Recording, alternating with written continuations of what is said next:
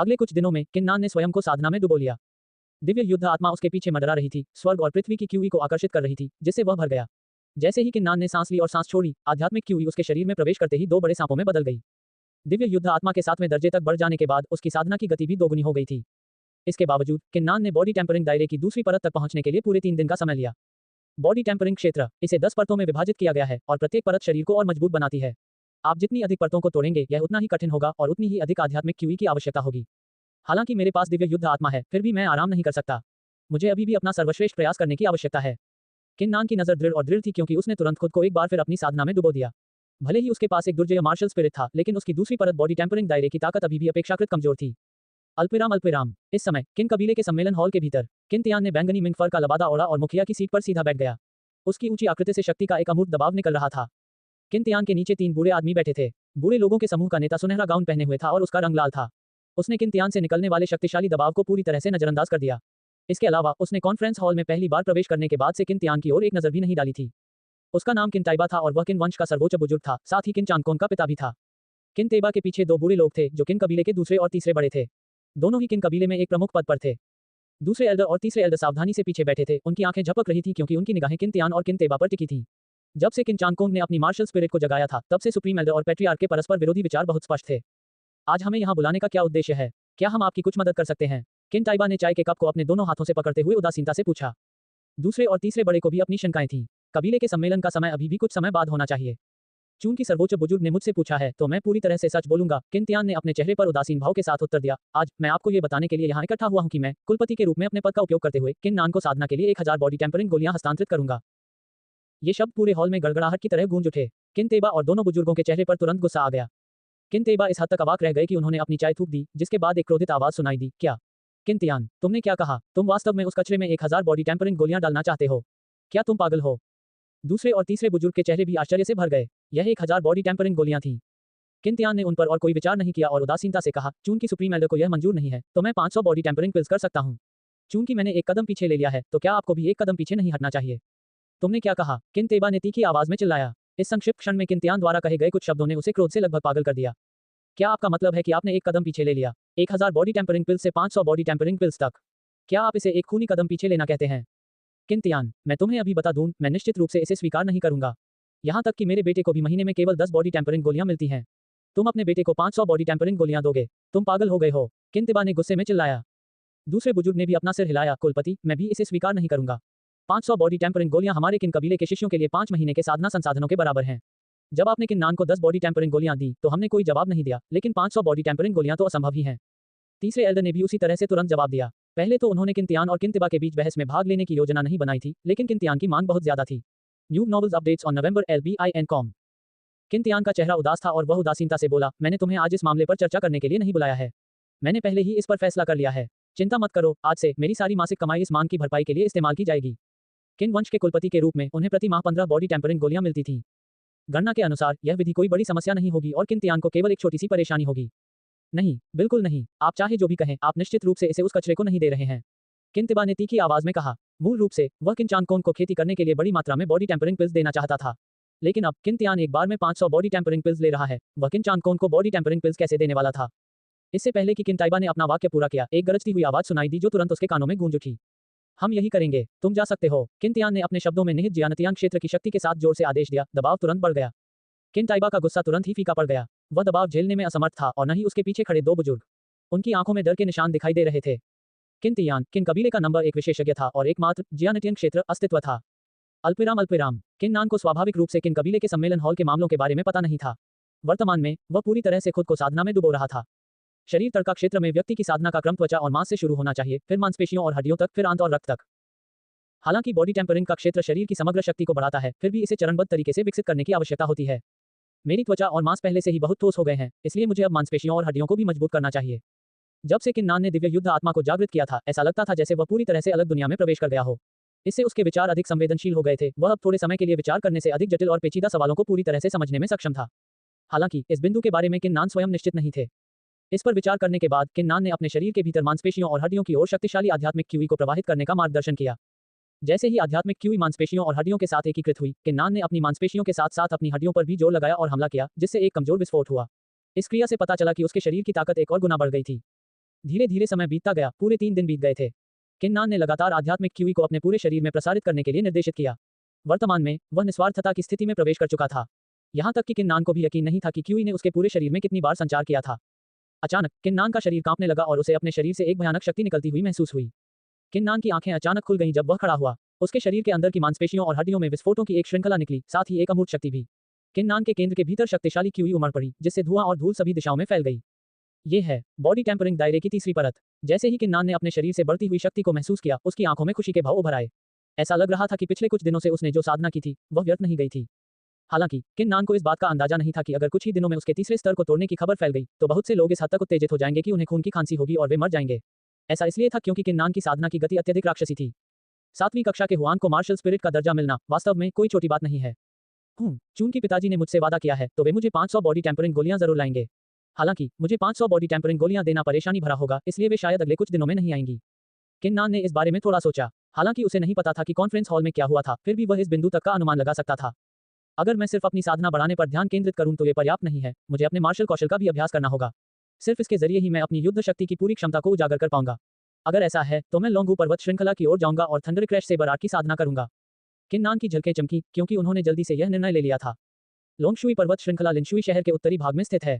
कथा के अनुसार एक व्यक्ति ने पहाड़ के भीतर एक अजगर की कराह और एक बाघ की फुफकार सुनी थी, इसलिए इस पर्वत श्रृंखला का नाम पड़ा। नोट: लोंगहु लोंगलांग का अर्थ है ड्रैगन, हु का अर्थ है बाघ। बेशक इस किंवदंती का समर्थन करने के लिए कोई सबूत नहीं है, हालांकि लोंगू पर्वत श्रृंखला के भीतर कई राक्षसी जानवर थे, इसलिए यह मार्शल कौशल का अभ्यास करने के लिए सबसे अच्छी जगह है। किन्नान ने अपनी मार्शल आत्मा को जागृत करने से पहले अपने परिवार के रक्षकों के साथ लोंगू पर्वत श्रृंखला में अक्सर अपने मार्शल कौशल का अभ्यास किया था। जब वे लोंगू पर्वत श्रृंखला में अभ्यास कर रहे थे, तब बिजली गिरने से उनमें दिव्य युद्ध आत्माओं की प्राप्ति भी हुई। हालांकि किन्नान ने यह नहीं सोचा था कि इस प्रशिक्षण सत्र के दौरान उनका सामना उन लोगों से होगा, उन्होंने कम से कम उम्मीद की थी। किन्नान ने लोहे और पत्थर से बनी एक काली कृपाण का चयन किया और अपने साथ 5 दिनों के लिए पर्याप्त राशन ले लिया, फिर किन कबीले को छोड़कर लोंगू पर्वत श्रृंखला की ओर बढ़ गया। लिनशुई शहर और लोंगू पर्वत श्रृंखला के बीच की दूरी ज्यादा नहीं थी। किन्नान को पर्वत श्रृंखला पर पहुंचने में लगभग 4 घंटे ही लगे थे। थंडर क्रैश सेबर आर्ट, ये ताकत और इसकी क्षणिक विस्फोटक शक्ति पर जोर देता है। अगर मुझे इस सेबर आर्ट को साधना हो तो वह जगह सबसे अच्छी जगह होगी। किन्नान ने अपनी याददाश्त के अनुसार सावधानीपूर्वक आगे बढ़ने से पहले एक क्षण तक विचार किया। हालांकि वह केवल 3 ली ही चला था, फिर भी किन्नान ने इस रास्ते पर 1 घंटा बिताया था। ऐसा इसलिए था क्योंकि लोंगू पर्वत श्रृंखला के भीतर अनगिनत राक्षसी जानवर थे। किन्नान पूरी तरह से कृपाण कला की साधना करना चाहता था, इसलिए वह किसी भी तरह की असुविधा का सामना नहीं करना चाहता था। कुछ ही देर बाद सामने लगे विशाल वृक्षों के बीच से एक झरना दिखाई देने लगा। झरने की ऊंचाई 10 मीटर थी, पानी काफी ऊंचाई से नीचे गिरता था और 20 मीटर परिधि वाली छोटी झील में गिरता था। यही वह जगह है। किन्नान की आंखें चमक उठी जब उसने तुरंत आसपास का जायजा लिया। अंत में उसे कुछ भी अजीब नहीं दिखा, इसलिए उसने राशन नीचे रख दिया और झील में कूदने से पहले ब्लैक आयरन सेबर को पकड़ लिया। थंडर क्रैश सेबर आर्ट, वज्र की तरह प्रहार करने वाला, बिजली की तरह गति के साथ। किन्नान झील की सतह पर अपनी आंखें बंद करके खड़ा था। थंडर क्रैश सेबर आर्ट की हर हरकत और हरकत उसके दिमाग में उभर आई। इसके तुरंत बाद उसने अचानक ब्लैक आयरन सेबर लहराया जो ठंडी रोशनी में बदल गया, पानी को चीरता हुआ। इस तथ्य के बावजूद कि किन्नान के पास तीसरी परत की शारीरिक तड़का लगाने की क्षमता थी, वह पानी के प्रतिरोध के कारण केवल एक छोटा सा हिस्सा ही काट पाया। इसके बाद पानी तेजी से अपनी पूर्व अवस्था में लौट आया। इसके तुरंत बाद किन्नान ने लगातार पानी को एक के बाद एक टुकड़े करके काटा। समय बीत गया, 2 दिन पलक झपकते ही बीत गए। इन 2 दिनों में किन्नान निस्वार्थ भाव से पानी में कूदता रहा।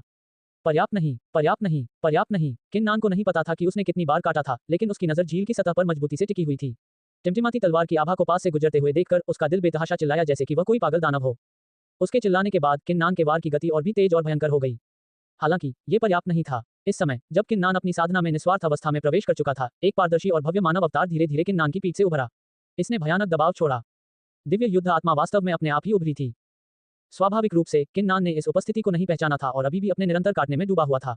प्रत्येक काटने से उसकी पूरी शक्ति बाधित हो रही थी, जिसे वह एक साथ बाहर निकाल रहा था। यहाँ तक कि जब उसका हाथ सुन्न होने लगा और उसकी मांसपेशियों में ऐंठन होने लगी, तब भी उसकी हर एक स्लाइस रुकने का जरा सा भी संकेत नहीं देती थी। ये किन्नान का व्यक्तित्व था। जब वह किसी चीज पर निर्णय लेता था तो वह ऐसी स्थिति में पहुंच जाता था जिसमें वह पूरी लगन से उस पर ध्यान केंद्रित करता था।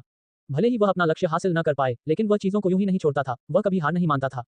अचानक किन्नान के मन में एक बर्फीली रोशनी टिमटिमाने लगी। निस्वार्थ भाव से तलवार लहराते हुए अचानक उसकी हरकतें रुक गईं। उसके चेहरे पर आश्चर्य का भाव उभर आया। ये तो। किन्नान ने अपनी हैरानी को दबाते हुए तुरंत प्रतिक्रिया व्यक्त की। उसकी आंखें कसकर बंद थीं और उसका मन स्पष्ट और शांत हो गया था, क्योंकि उसे कुछ पल पहले की टिमटिमाती ठंडी रोशनी याद आ रही थी। जब वह वहां खड़ा था तब तक 6 घंटे बीत चुके थे। स्विश! किन्नान की आंखें अचानक खुल गईं। अब मुझे समझ आ गया। उसने अचानक अपने हाथों में काले लोहे की कृपाण को घुमाया और उसके झटके के साथ ही बिजली की गड़गड़ाहट जैसी आवाज गूंज उठी। ये कृपाण आभा बिजली के झटके की तरह थी, जो पलक झपकते ही पानी को चीरती हुई निकल गई। तेज गड़गड़ाहट की आवाजें सुनाई देने लगी, जिसके बाद पानी की सतह पर एक चिकना कट उभर आया। ये कट कुछ समय तक बना रहा और फिर अपनी पुरानी अवस्था में लौट आया। कृपाण से एक को 2 भागों में विभाजित करना, चाहे वह सिर्फ पानी ही क्यों न हो। ये थंडर क्रैश कृपाण कला के आधार चरण का प्रतीक था। जब किन्नान ने यह दृश्य देखा तो उसके चेहरे पर खुशी झलक रही थी। उसने कभी नहीं सोचा था कि थंडर क्रैश सेबर आर्ट को साधना इतना आसान होगा। किन्नान के प्रारंभिक अनुमान के अनुसार उन्हें लगा था कि इस अवस्था तक पहुंचने में उन्हें कम से कम 5 दिन लगेंगे। बहुत बढ़िया, अब जब मैंने थंडर क्रैश सेबर आर्ट को समझ लिया है तो अब समय आ गया है कि मैं जाकर इसकी शक्ति का परीक्षण करूं। किन्नान ने अपने दिल की खुशी को दबा लिया और एक बार फिर उसके चेहरे पर एक शांत भाव लौट आया। खाने के बाद किन्नान ने काले लोहे की कृपाण पकड़ ली और झरने को छोड़कर लोन्हू पर्वत श्रृंखला के आंतरिक क्षेत्रों की ओर बढ़ गया। गर्जन, जंगल के अंदर से एक शानदार गर्जना गूंजी जिससे आसपास के पेड़ों की पत्तियां नीचे गिरने लगीं। ऐसा लग रहा था जैसे पत्तों के रूप में बारिश हो रही हो। किन्नान के सामने 2 मीटर लंबा एक खूंखार बाघ था जिसके शरीर पर 5 अलग अलग रंग थे। उसने किन्नान को घूरते हुए देखा और उसकी आंखों से ठंडी और शैतानी आभा निकल रही थी। बाघ कुछ कदम पीछे हट गया, मानो वह हमला करने की तैयारी कर रहा हो। किन्नान का चेहरा गंभीर हो गया, उसने काला लोहे का कृपाण वापस ले लिया और स्थिर खड़ा रहा। उसके सामने जो क्रूर बाघ था उसका नाम मल्टीकलर टाइगर था। वह तीसरे दर्जे के राक्षसी जानवर के बराबर था और उसकी ताकत तीसरे दर्जे के शारीरिक तड़प के दायरे में मौजूद होने के बराबर थी। अगर कोई उसके तीखे दांतों से काट लिया जाए तो भले ही वह तीसरे दर्जे के शारीरिक तड़प के दायरे में क्यों न हो, फिर भी उसकी मौत हो जाएगी। इसलिए किन्नान सतर्क रहने के अलावा कुछ नहीं कर सका। एक इंसान और एक बाघ इस जगह पर एक दूसरे से भिड़ रहे हैं। बहुरंगी बाघ को किन्नान की शक्ति का एहसास हो गया था। इसके बावजूद उसने कुछ कदम पीछे हटते हुए अपने शरीर को धनुष की तरह सिकोड़ लिया, लेकिन उसका कोई इरादा नहीं था। किन्नान की आंखें चमक उठीं। इस समय उसका बायां पैर एक कदम आगे बढ़ा। जैसे ही मल्टीकलर टाइगर ने उसकी हरकत देखी, उसकी हत्या की मंशा तुरंत भड़क उठी और गुस्से से भरी फुफकार गूंज उठी। मल्टीकलर टाइगर ने एक बेहद शक्तिशाली छलांग लगाई, उसकी परछाई झपट्टा मारकर पलक झपकते ही किन्नान के ऊपर पहुंच गई। जानवर ने अपना मुंह खोला, अपने तीखे और भयंकर दांतों को दिखाते हुए जो ठंडी आभा से भरे हुए थे, वह बेरहमी से किन्नान की ओर लपका। किन्नान के चेहरे पर डर का कोई निशान नहीं था। इस क्षण में उसका चेहरा चमक उठा और उसके दाहिने हाथ में मौजूद काले लोहे की तलवार अचानक बाहर आ गई। तुरंत ही बिजली चमक उठी। कृपाण बिजली की तरह चमकने लगी और इसके बाद एक पुची ध्वनि सुनाई दी। इस क्रूर प्रहार से मल्टीकलर टाइगर का शरीर वास्तव में 2 टुकड़ों में बन गया था क्योंकि वह हवा में था। थंडर क्रैश सेबर आर्ट, एक ऐसा प्रहार जो बिना घाव के मौत का कारण बनता है। ये कृपाण कला वास्तव में बहुत शक्तिशाली है। मेरा मानना है कि यह कृपाण कला मध्यम वर्ग के मार्शल कौशल के शिखर पर है। जब किन्नान ने इस खूनी दृश्य को देखा तो उसने कोई भी प्रत्यक्ष भावना प्रकट नहीं की। इसके बजाय उसने अतुलनीय उत्साह महसूस किया। थंडर क्रैश सेबर आर्ट के कारण किन्नान को चौथी परत के बॉडी टेम्परिंग क्षेत्र के अस्तित्व से लड़ने के लिए पर्याप्त आत्मविश्वास मिला। हालांकि वर्तमान थंडर क्रैश सेबर आर्ट अभी केवल छोटी सफलता के चरण में है। मुझे अभी भी इसे चमकाना जारी रखना है। किन्नान ने जल्दी से खुद को शांत किया, उसमें जरा भी अहंकार नहीं था। अगले 2 दिनों में किन्नान ने खुद को करीबी मुकाबले में डुबो लिया था। अपने विरोधियों के बीच सबसे भयंकर लड़ाई तब हुई जब उसका सामना एक राक्षसी वानर से हुआ जो चौथे स्तर के बॉडी टेम्परिंग दायरे के विशेषज्ञ के बराबर था। राक्षसी वानर असाधारण रूप से भयंकर था और यद्यपि किन्नान विजयी हुआ, फिर भी वह गंभीर रूप से घायल हो गया। हालांकि किन्नान ने अभी भी बड़ी फसल काटी थी। थंडर क्रैश सेबर आर्ट की शक्ति लगातार शक्तिशाली होती जा रही थी। इस समय किन्नान राक्षसी जानवरों के समूह को उकसाए बिना सावधानीपूर्वक पूरे जंगल में घूम रहा था। हालांकि किन्नान राक्षसी वानर द्वारा पहुंचाई गई गंभीर चोट से लगभग पूरी तरह से उबर चुका था, फिर भी वह पूरी तरह से ठीक नहीं हुआ था। अगर उसका सामना राक्षसी वानर के बराबर के राक्षसी जानवर से होता तो वह बेहद खतरनाक स्थिति में होता। उनकी वर्तमान प्राथमिकता स्वर्ग और पृथ्वी के कुछ अमृत की खोज करना था ताकि वे पूरी तरह से ठीक हो सकें।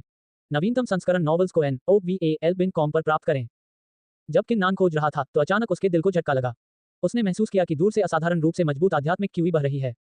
यह आध्यात्मिक क्यूई काफी मजबूत है, मेरे पास स्वर्ग और पृथ्वी का अमृत होना चाहिए। जैसे ही किन्नान को अपने दिल में झटका लगा, उसका शरीर तेजी से मजबूत आध्यात्मिक क्यूई की दिशा में भाग गया। कुछ ही देर बाद किन्नान जंगल की गहराई में एक छोटा सा सफेद तालाब देख पाया। तालाब की सतह से सफेद धुंध निकल रही थी। ये है, किन्नान की अभिव्यक्ति बदल गई। युआन क्यू तालाब। तथाकथित युआन क्यू तालाब का निर्माण स्वर्ग और पृथ्वी की क्यू के एकत्र होने से हुआ था। उसके सामने युआन क्यू तालाब की परिधि 3 मीटर थी और यह 50 बॉडी टेम्परिंग गोलियों के बराबर थी। मैंने कभी नहीं सोचा था कि मैं वास्तव में युआन क्यू तालाब का सामना करूंगा। इसके साथ मैं पूरी तरह से ठीक हो सकता हूं और साथ ही बचे हुए खाने के लिए भी पर्याप्त होगा।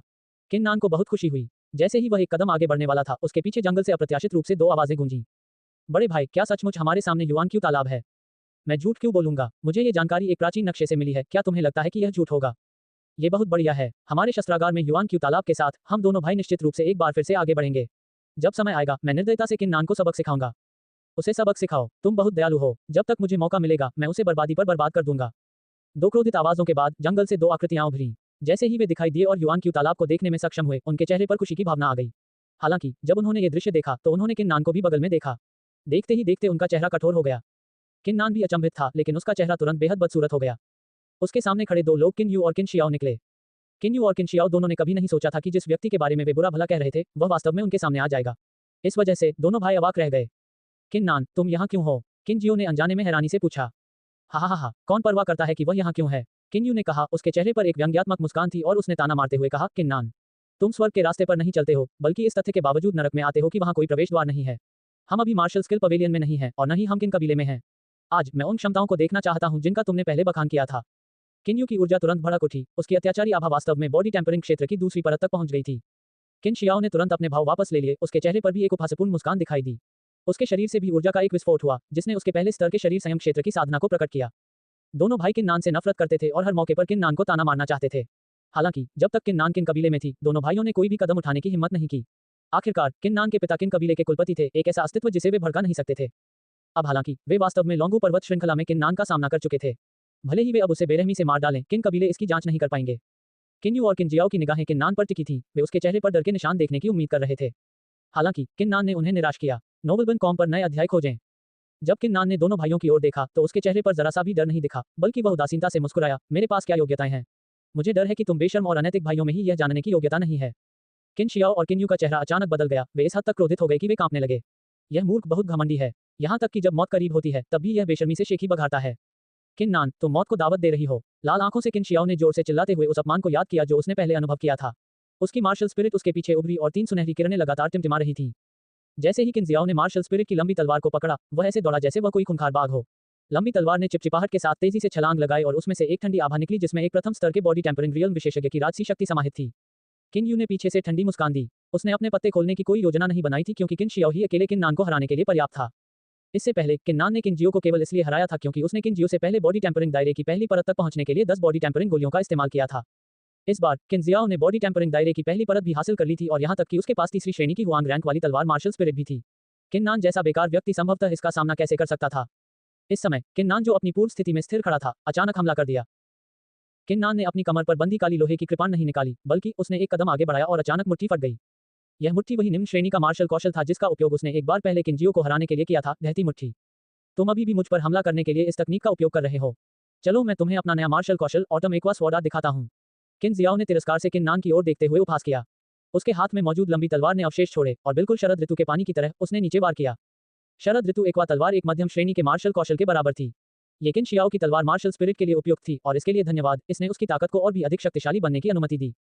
इसी समय तलवार और मुट्ठी टकरा गई। किन शियाओ के चेहरे पर अचानक से व्यंग्य की लकीरें उभर आई। उसके बाद डर ने उसके चेहरे को भर दिया। उसका चेहरा पूरी तरह से लाल हो गया था और उसका मुंह खुला रह गया था। ऐसा लग रहा था जैसे वह कुछ कहना चाह रहा था, लेकिन वह एक भी शब्द नहीं बोल पा रहा था। एक सर्वशक्तिमान दबाव उस पर हावी हो गया। गड़गड़ाहट, एक बहुत बड़ा विस्फोट हुआ। इस राजसी बल के प्रभाव में किन शियाओ पूरी तरह से टुकड़ों में बिखर गया और मांस के अनगिनत टुकड़ों में बदल गया जो आसपास के वातावरण में फैल गए। एक ही घूंसे से उसकी मौत हो गई, यहाँ तक कि एक दर्दनाक चीख भी नहीं सुनी जा सकी क्योंकि वह अपनी आवाज निकालने से पहले ही मर गया। किन्नान का चेहरा अतुलनीय रूप से शांत था। किन शियाओ जैसे व्यक्ति से निपटना आसान था जिसके पास केवल प्रथम स्तर की शारीरिक तड़प क्षेत्र की साधना थी, जबकि उसके पास तीसरी स्तर की शारीरिक तड़प क्षेत्र की शक्ति थी। ये धूल उड़ाने जितना आसान था। यह किन्यू का दिमाग चकरा गया। वह ये दृश्य देखकर अवाक रह गया। उसने कभी नहीं सोचा था कि उसका अपना भाई किन शियाओ अपनी मार्शल स्पिरिट का उपयोग करते हुए पराजित हो जाएगा। इतना ही नहीं, वह अपने प्रतिद्वंद्वी द्वारा मारा भी गया, यहाँ तक कि उसकी लाश भी पूरी तरह से क्षत विक्षत हो गई। किन्नान, तुमने वास्तव में मेरे छोटे भाई को मारने की हिम्मत की। तुम मौत को दावत दे रही हो। किन्यू ने तुरंत अपना स्तब्ध भाव वापस ले लिया। उसका गुस्सा 7वें आसमान पर पहुंच गया। वह पूरी तरह से पागल हो चुका था, इसके बजाय वह उन्मादी हत्या के इरादे से भर गया था। किन्यू की पीठ से 4 सुनहरी किरणें निकलीं। सुनहरी किरणों के भीतर से एक धनुष निकला जो ठंडी क्यूई उत्सर्जित कर रहा था।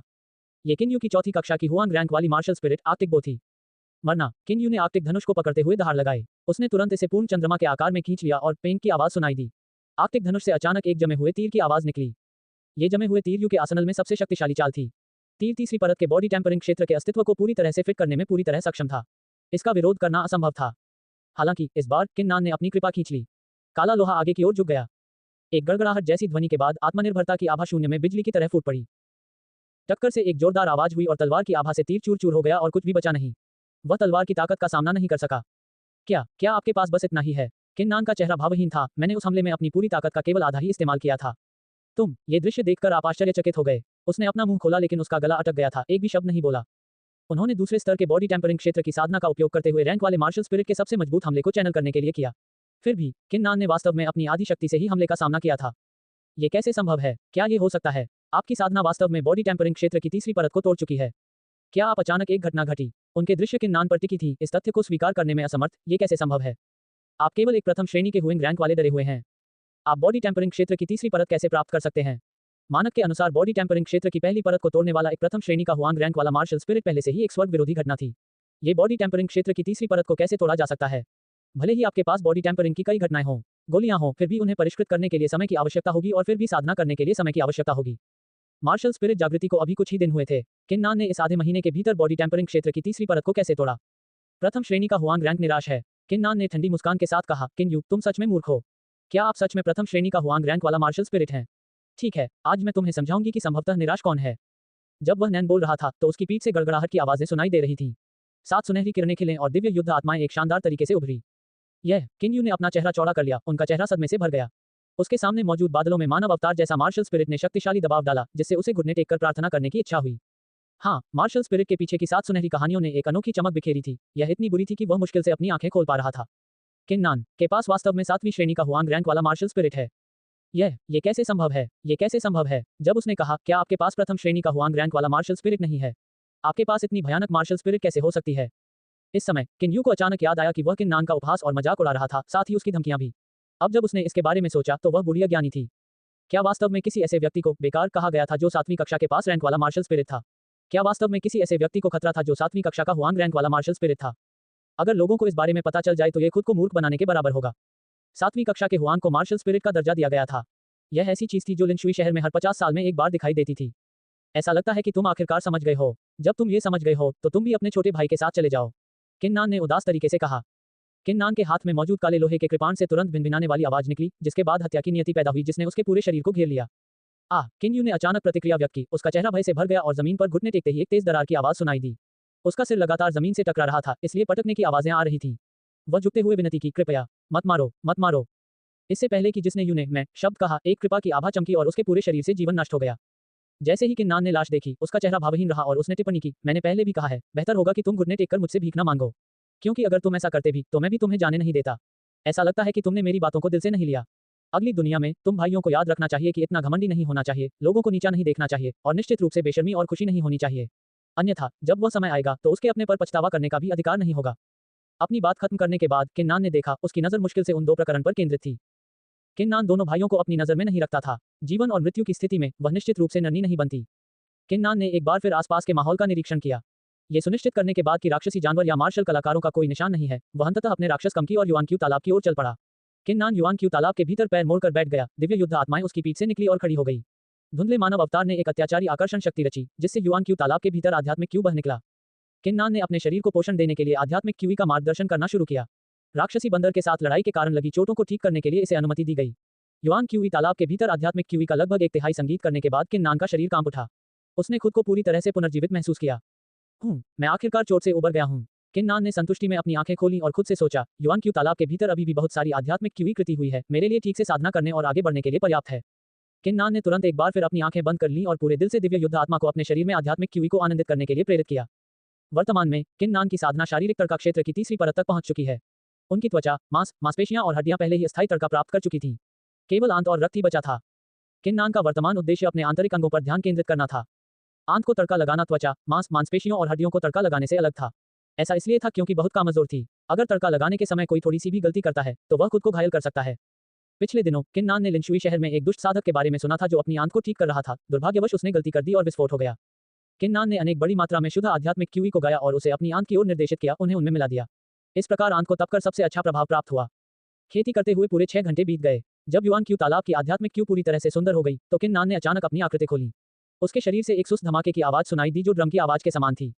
मैंने बॉडी टेम्परिंग क्षेत्र की 4थी परत को तोड़ दिया है। वह नन की आंखों में खुशी की चमक थी। उसने संतोष में अपना सिर हिलाया, जो अपने शरीर में होने वाले संकुचन को स्पष्ट रूप से महसूस कर सकता था। उदाहरण के लिए, जब उसने अतीत में निम्न श्रेणी के मार्शल कौशल कोलैप्सिंग मुट्ठी का इस्तेमाल किया था तो वह केवल बाहरी शक्ति को ही इसमें समाहित कर पाया था। हालांकि अगर वह कोलैप्सिंग मुट्ठी का उपयोग करता है तो वह इसमें आंतरिक शक्ति भर सकता है। यदि वह कोलैप्सिंग मुट्ठी में आंतरिक शक्ति भरता है तो यह एक मध्यम वर्गीय मार्शल कौशल की शक्ति को उजागर करेगा। बॉडी टेम्परिंग क्षेत्र की 4थी उपस्थिति, यह न केवल भौतिक शरीर को बदल देगा बल्कि यह आपको अपने शरीर की उच्च समझ भी प्रदान करेगा। लोंगू पर्वत श्रृंखला में इन 2 दिनों ने मुझे बहुत फायदा पहुंचाया है। हालांकि अभी लौटना थोड़ा जल्दी होगा, बेहतर होगा कि मैं डूबूं और अभ्यास जारी रखूं। किन्नान ने निर्णय पर पहुंचने से पहले कुछ देर तक सोचा। किन्तियान के लिए जो 500 बॉडी टेम्परिंग गोलियां खरीद रहा है, उन्हें पाने में कुछ समय लगेगा। अगर किन्नान को किन कबीले में वापस लौटना था तो वह सिर्फ खुद ही कड़ी मेहनत करके साधना कर सकती थी। उस स्थिति में लोंगहू पर्वत श्रृंखला में रहना बेहतर होगा। सबसे पहले इससे उसका युद्ध अनुभव बढ़ता है। दूसरी ओर अगर उसकी किस्मत अच्छी रही तो उसे किसी तरह की सौभाग्यपूर्णता भी मिल सकती है, ठीक उसी तरह जैसे उसने युआनक्यू तालाब की खोज की थी। किन्नान ने अपने बाकी समय को खुद को निखारने में लगाया। वह जंगल में एक अकेली भेड़िए की तरह था जो आता जाता रहता था, हर राक्षसी जानवर को लगातार मारता रहता था। इस बार उन्होंने जिन राक्षसी जानवरों को मारा था वे 4थी श्रेणी के थे। उन्होंने 5वीं श्रेणी के जानवरों के साथ भी युद्ध किया था। मेरे थंडरक्रेश सेबर आर्ट की शक्ति धीरे धीरे मजबूत होती जा रही है। मुझे लगता है कि मुझे एक और सफलता मिलने में ज्यादा समय नहीं लगेगा। किन्नान ने खुद से सोचा और वह पूरी गति से जंगल में भाग गई। 2 दिनों की लड़ाई के दौरान उसने पाया कि उसकी कृपा की गति और भी तेज हो गई थी। कभी कभी राक्षसी जानवर खुद किन्नान को एहसास होने से पहले ही मर जाता था। इस स्थिति के कारण किन्नान को कुछ संदेह होने लगे। स्वाभाविक रूप से वह अपनी धारणा के बारे में स्पष्ट थी और तार्किक रूप से कहने पर उसकी धारणा अभी इस स्तर तक नहीं पहुंची है। आखिर उसकी उपयोगी हुई धारणा का कारण क्या था? किन्नान ने इस पर विचार करने के बाद दिव्य युद्ध आत्मा को देखा। इस समय किन्नान भी इस बारे में निश्चित नहीं था। अल्पविराम, यदि दिव्य युद्ध आत्मा वास्तव में एक अभ्यासी की धारणा को बढ़ाने के साथ साथ अपने स्वयं का स्तर भी बढ़ा सकती है, तो इसका कौशल उससे कहीं अधिक होगा जिसे हम भयानक कहते हैं। किन्नान ने मन ही मन सोचा। जब कोई अपने कौशल का अभ्यास कर रहा था, अचानक सामने से एक धीमी आवाज सुनाई दी। जब से उसने बॉडी टेम्परिंग के दायरे की चौथी पारी तक सफलता प्राप्त की थी और साथ ही अपने आंतरिक अंगों को मजबूत किया था, तब से उसने देखा कि उसकी दृष्टि, श्रवण और अन्य चीजों में काफी सुधार हुआ था। अनिवार्य रूप से 20 मीटर की परिधि के भीतर किसी भी झाड़ी को आसानी से पहचाना जा सकता है। चलो इसे जांचते हैं, किन्नान ने फैसला किया और उसने अपनी आभा वापस खींच ली। उसकी आकृति एक राक्षस जैसी थी क्योंकि वह दांतों की आवाज का पीछा कर रहा था। कुछ ही समय बाद किन्नान के सामने लोगों का एक समूह प्रकट हुआ। लोगों के समूह में 3 मध्यम आयु वर्ग के हटे कट्टे पुरुष थे। वे तीसरी परत के शारीरिक संयम क्षेत्र के साधक की आभा दिखा रहे थे। इसके अलावा विपरीत पक्ष के हाव भाव से एक निश्चित भ्रष्टता का पता चला। ये स्पष्ट था कि वे लंबे समय से लोगों की हत्या कर रहे थे। 3 अधेड़ उम्र के हटे कट्टे पुरुषों के बीच एक युवा लड़की थी। युवती के शरीर पर एक सफेद फर का लबादा और एक नील रंग की लंबी स्कर्ट लिपटी हुई थी। इससे उसकी सुडौल और नाजुक आकृति का पता चलता था। हालांकि युवा लड़की का चेहरा अधीरता और अहंकार से भरा हुआ था। किन्नान इस युवा लड़की को देखकर चौंक गया। ये वही है। किन्नान ने इस लड़की को पहचान लिया और उससे अच्छी तरह परिचित थी। इस छोटी लड़की का नाम फैंग जूब था और वह फैंग कबीले के कुलपति की बेटी थी। किन कबीले और फैंग कबीले को लिनशुई शहर के भीतर 2 प्रमुख कबीलों के रूप में मान्यता प्राप्त थी।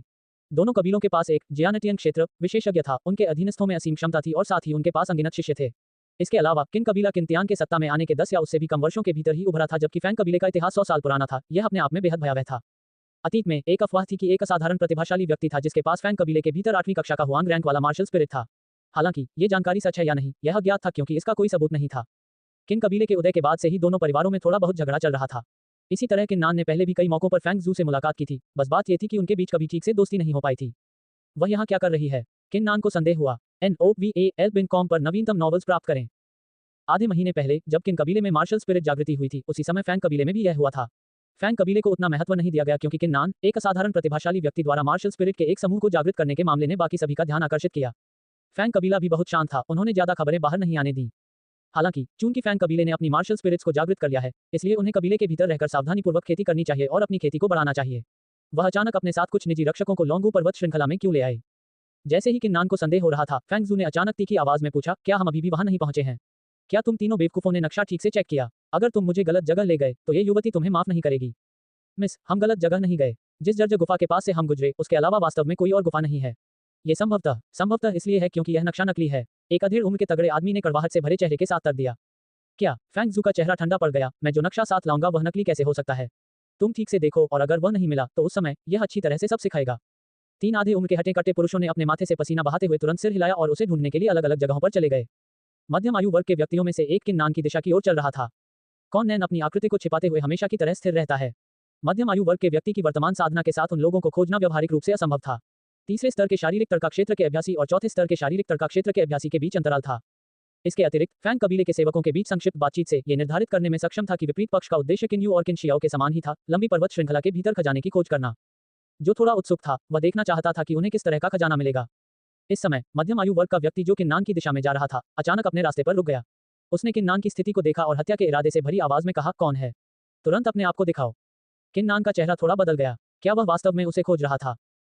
जब से किन्नान की साधना शरीर को शांत करने के क्षेत्र की चौथी परत तक पहुंची थी, तब से वह खुद को छिपाने में बहुत आश्वस्त था। जब कोई व्यक्ति अपने आंतरिक अंगों को शांत कर लेता है, तो वह अपनी आभा को पूरी तरह से नियंत्रित करने में सक्षम हो जाता है। अगर वह अपनी आभा उत्सर्जित करना बंद कर देता है, तो लोगों के लिए उसे पहचानना बहुत मुश्किल हो जाएगा। कम से कम शरीर तक क्षेत्र की तीसरी परत के साधक के लिए किन्नान की खोज करना असंभव होना चाहिए। ये देखकर कि उसे खोज लिया गया है, किन्नान को हल्का सिरदर्द महसूस हुआ। हालांकि वह चुप नहीं रहा या उसने भागने का फैसला नहीं किया। इसके बजाय उसने खुले तौर पर बाहर निकलने का फैसला किया और उदासीनता से पूछा, तुमने मुझे कैसे खोजा?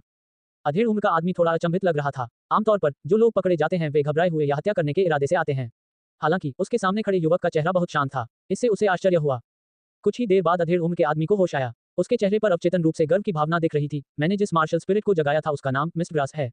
हालांकि इसका दर्जा बहुत ऊंचा नहीं है, लेकिन ये 10 मीटर की परिधि के भीतर सब कुछ महसूस करने की क्षमता रखता है। अपने आप को छिपाने का तुम्हारा तरीका आकर्षक है और अगर तुम मेरी क्षमता के दायरे में नहीं होते, तो मेरे लिए तुम्हें खोज पाना निश्चित रूप से असंभव होता। किन्नान का दिल कांप उठा। उसने इसकी कल्पना नहीं की थी। मार्शल स्पिरिट्स के कई अलग अलग प्रकार थे और उनकी संख्या अनंत थी। हालांकि मार्शल स्पिरिट्स के बीच एक स्पष्ट अलगाव है, लेकिन उनकी क्षमताएं अलग अलग हैं। उदाहरण के लिए 2 भाई किन्यू और किनशियाओ। एक के पास धनुष मार्शल स्पिरिट थी जबकि दूसरे के पास तलवार मार्शल स्पिरिट थी। इन दोनों मार्शल स्पिरिट को एक अपराध प्रकार के रूप में वर्गीकृत किया गया था। उससे पहले इस मध्यम आयु वर्ग के व्यक्ति की मार्शल स्पिरिट को एक जांच प्रकार के रूप में वर्गीकृत किया गया था। ऐसा लगता है कि मुझे भविष्य में और अधिक सतर्क रहने की आवश्यकता होगी। मैं निश्चित रूप से अपनी साधना के कारण सभी को कम नहीं आंक सकता, किन नान ने खुद से सोचा। इस मामले को एक चेतावनी के रूप में माना जा सकता है। इस समय फैंग जू की क्रोधित आवाज गूंजी, कौन? इस युवती का पीछा कौन कर रहा था? अन्य दो मध्यम आयु वर्ग के मजबूत आदमियों के साथ फैंग जू तुरंत वहां पहुंची। किन नान की आकृति को देखने के बाद फैंग जू की मूल रूप से क्रोधित अभिव्यक्ति तुरंत अचंभित में बदल गई। ऐसा इसलिए था क्योंकि उसे उम्मीद नहीं थी कि उसका पीछा करने वाला व्यक्ति किन नान था। इस समय तीनों बलिष्ठ पुरुषों ने तेजी से किन नान को घेर लिया और उन्हें मारने की नीयत से हमला कर दिया। अगर किन नान जरा सी भी हरकत करती तो तीनों पलक झपकते ही विनाशकारी हमला कर देते। किन नान, तुम जैसी बेकार लड़की मेरा पीछा कैसे कर सकती हो? फैंग जू को लगा कि यह अकल्पनीय है। वह संदेह से भर गई और उसने पूछा, क्या तुम जैसी बेकार लड़की को किन कबीले में ठीक से अभ्यास नहीं करना चाहिए? तुम मेरा पीछा क्यों कर रही थी? तीन अधेड़ उम्र के हटे कट्टे आदमियों के चेहरे पर धीरे धीरे अचंभा सा छा गया। उन्होंने कभी नहीं सोचा था कि जो युवक उनके पीछे आया था वह वास्तव में लिंशुई शहर का प्रसिद्ध किन नान था, नंबर 1 प्रतिभाशाली व्यक्ति जो नंबर 1 बेकार व्यक्ति में बदल गया था। उसी समय तीन मध्यम आयु वर्ग के मजबूत पुरुषों ने अपनी सतर्कता थोड़ी कम कर दी। उनकी सहज प्रवृत्ति ने उन्हें बताया कि किन नान अपनी प्रथम श्रेणी की मार्शल स्पिरिट और केवल आधे महीने की साधना के साथ उनके लिए कोई खतरा पैदा नहीं कर पाएगा। किन नान का चेहरा तुरंत ठंडा हो गया। शुरू में तो उसे फैंग जू से कोई परेशानी नहीं थी, लेकिन किसने सोचा होगा कि जैसे ही वह अपना मुंह खोलेगी, शब्द बेकार लगातार निकल जाएगा। इससे तुम्हें क्या फर्क पड़ता है कि मैं किन कबीले में अभ्यास कर रहा हूं या नहीं? किन नान ने उदासीन तरीके से जवाब दिया। इसके अलावा मुझे तुम्हारा अनुसरण करने में जरा भी दिलचस्पी नहीं थी। मैं बस वहां से गुजर गया था, बस। अब जब तुमने मुझे पा लिया है तो मैं यहां नहीं रहूंगा। किन नान की बात खत्म होने के बाद वह तुरंत मुड़ा और जाने लगा। उसे लगा कि वह अब विपक्षी पार्टी के साथ और अधिक जुड़ना नहीं चाहता। तुमने क्या कहा? यहीं रुक जाओ। अगर तुम तुरंत इस महिला के सामने झुककर माफी नहीं मांगोगे तो तुम आज नहीं जा पाओगे। फैंग जू की आवाज अतुलनीय रूप से तीखी थी। फैंग जू का मूड आज बहुत खराब था। ऐसा इसलिए था क्योंकि उसने लिंशुई शहर में एक बहुत महंगा प्राचीन नक्शा खरीदा था। इसके बाद वह नक्शे में मौजूद खजाने की खोज के लिए अपने साथ अपने गार्ड को लेकर आई।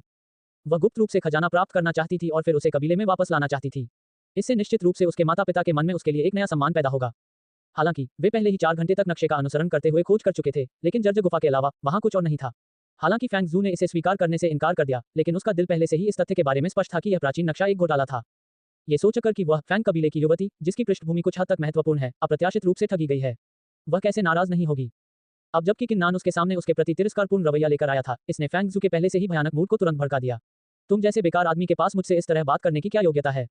किन नान, क्या तुम सच में सोचती हो कि तुम अभी भी नंबर 1 प्रतिभाशाली हो? ये तो सीधे मौत को आमंत्रित करना था। झूठ बोलो और माफी मांगो। किन नान को लगा कि यह पूरी तरह से बेतुका था। वह खुद को रोक नहीं सका और उसने कहा, क्या तुम्हारे दिमाग में कोई समस्या है? तुम चाहते हो कि मैं झुककर माफी मांगूं? मुझे क्यों झुककर माफी मांगनी चाहिए? चूंकि तुम्हें झुककर माफी मांगना इतना पसंद है तो तुम क्यों नहीं झुककर माफी मांगते? शुरू में किन नान को लगा कि दोनों भाई किन यू और किन शियाओ अनैतिक और बेशर्म हैं। कौन सोच सकता था कि यह फैंग जू उनसे भी बदतर है। जैसे ही उसने उसे देखा, वह चाहती थी कि वह झुककर माफी मांगे। क्या तुमने मुझे डांटने की हिम्मत की? चूंकि फैंग जू अतुलनीय रूप से असभ्य और अनुचित थी, इसलिए उसकी हत्या की मंशा तुरंत भड़क उठी। अगर ऐसा इसलिए नहीं होता क्योंकि तुम किन कबीले के युवा स्वामी थे, तो तुम जैसे बेकार आदमी के पास मेरे सामने झुकने और माफी मांगने की योग्यता भी नहीं होती। पुरुषों, मेरे आदेश का पालन करो। मैं चाहती हूँ कि तुम उसके अंगों को काट दो और उसके डेंटियन को नष्ट कर दो। किन नान का चेहरा और भी ज्यादा ठंडा हो गया। उसने कभी नहीं सोचा था कि यह फैंग जू वास्तव में इस हद तक घमंडी होगी। अगर वह तुम्हें पसंद नहीं करती तो वह तुम्हारे अंगों को काट देती और तुम्हारे डेंटियन को नष्ट कर देती। ये लड़की, उसका दिल कितना दुष्ट था। तीन मध्यम आयु वर्ग के मजबूत पुरुषों ने कोई हिचकिचाहट नहीं दिखाई, उन्हें केवल उस पर दया आ गई।